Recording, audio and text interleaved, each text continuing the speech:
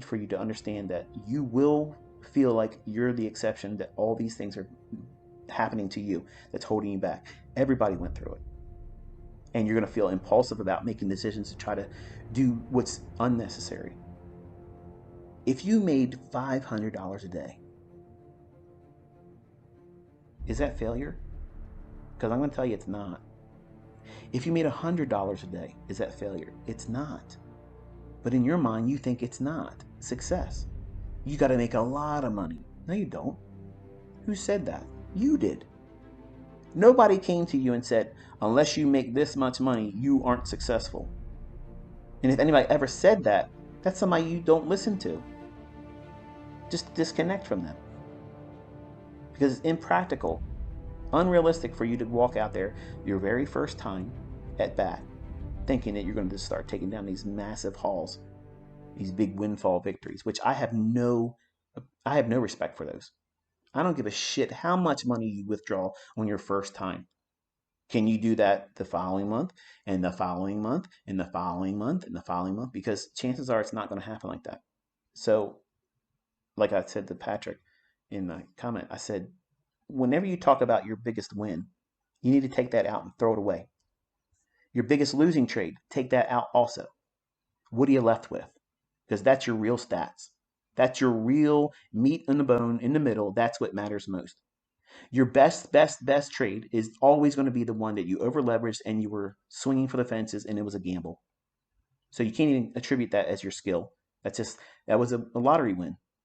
And the losing maximum loss day is the same thing you held for that same expectation, but it went against you. You weren't trading with your model. Your biggest maximum loss, that's not you trading responsibly. So in both extremes, you need to take those away. And I learned that from Larry Williams. So when you're looking at systems and numbers, take your best number out. But he didn't say take the worst one out. He always said take the best one out. I say both because that's illustrating a lack of you not following your model. And what's left is the clearest depiction of you when you are engaging your model within the realm of your ability to stick within it. That's the results in the data you have to show it. If that means that your average profitability on per trade is less than $1,000, then that's what it is. That's not shameful. Because if you're consistently doing that, as your equity grows, you let money management do the heavy lifting when it's appropriate to add to it. And like I told Matt, Trades by Matt, I told Patrick Whelan the same thing. I tell my students the same thing. You let your equity dictate how and when you add more contracts. When you've watched me run up accounts in MT4 and watch me run them up in TradingView and you watch me run them up in the Thinkorswim and you watch me run them up in AMP, those principles are what I was employing. Not to those parameters, but I was allowing, when I made money, that afforded me to trade with more contracts. When I lost money, then I traded with less margin, less contracts until I made 50% of that loss back. Then I would bump right back up to whatever the leverage was that I made prior to taking the losing trade.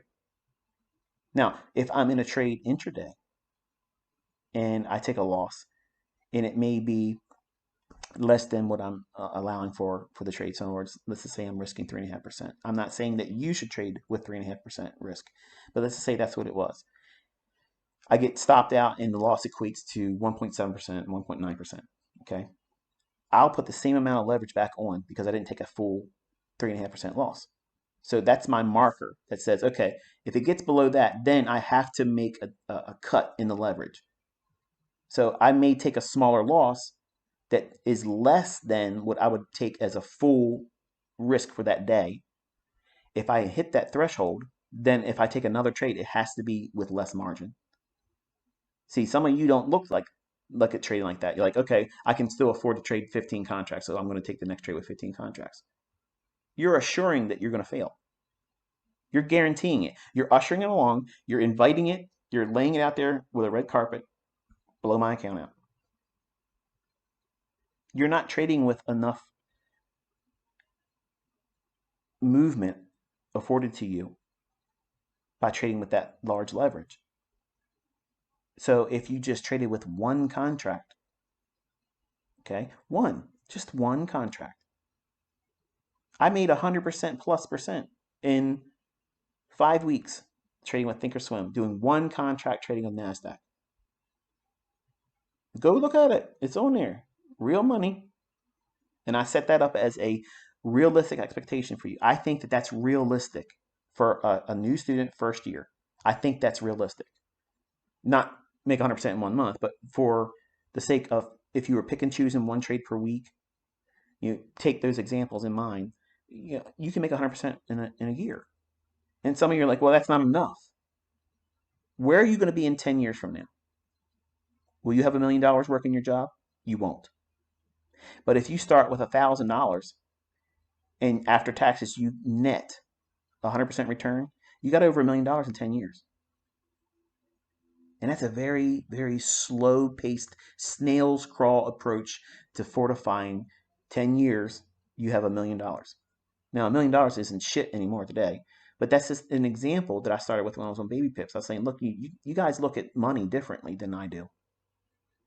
I look at how I can take a little bit and make a lot over time. Over time. So when you sit down and you say to yourself, I'm going to learn how to trade, I'm going to be successful at this. Okay. You all have a timeline that you're going to be profitable by. That's a mistake. That's a mistake. You're trying to time your success. You're trying to time it like it's the graduation when you go to college. Well, if I go through the curriculum and I show up every year, I do all year semesters, spring, summer, fall, winter, then I would have all my credits by this time, and then I'll graduate this year. That's not how trading works. I know that's what you want it to be like, but it's not. Some of you go in and you subscribe to the idea it might take you a year and a half to get there. And you get into content like I have and listen to the good logic like this discussion today, where it helps you calibrate your mindset and filter all the bullshit. Acknowledge the things that you're feeling is real. You're not the exception, but there's a way of going through it properly and staying on course.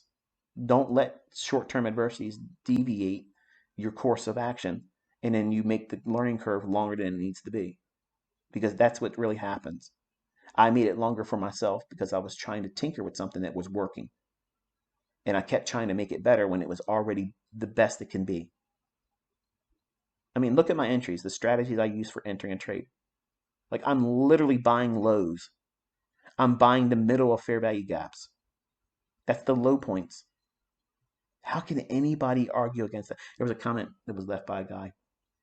He said, oh, come on, man. Let's make it believable. Like, you're every day being perfect with this. Thank you. Thank you for the compliment. I mean, apparently you didn't notice me getting stopped out a few times, but I take that as a compliment, but that's not what he meant it as. When your results are so good that other people can't acknowledge it or believe that they're even real, that's the highest form of a compliment. I don't look at that and think, oh, he thinks I'm a fraud. He might think that.